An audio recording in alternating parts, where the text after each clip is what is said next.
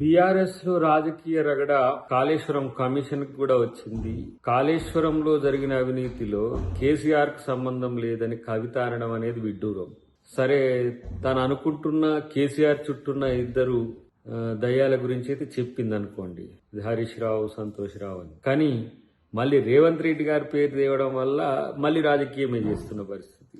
మరి ఈ సందర్భంగా ఏం జరిగింది ఈ గ్యాప్లో అనే విషయాలు చూసుకోవాల్సిన అవసరం ఉంది. ఎందుకంటే కేసీఆర్ తర్వాత ఉన్న ఈ ముగ్గురులో పదవుల పందేరంలో ఏదో అలజడి అడ్డంకులు వస్తున్నమాట మనకు అర్థమవుతున్నది. ఇక్కడ మొన్నటిదానిక టార్గెట్ కేటీఆర్గా నడిచిన చర్చ కాస్త ఇప్పుడు మళ్ళీ హరీష్ రావు వైపు మళ్ళడం వెనుక ఉన్న ఉద్దేశం ఏంటి, దాంట్లో సంతోష్ రావును కలపడం వెనుక ఉన్న కారణాలు ఏంటి అనే విషయాలు పక్కన పెడితే, మొత్తానికి కాళేశ్వరం కథలో హరీష్ రావు పాత్ర, సంతోష్ రావు పాత్రను ఆమె కన్ఫర్మ్ చేసింది.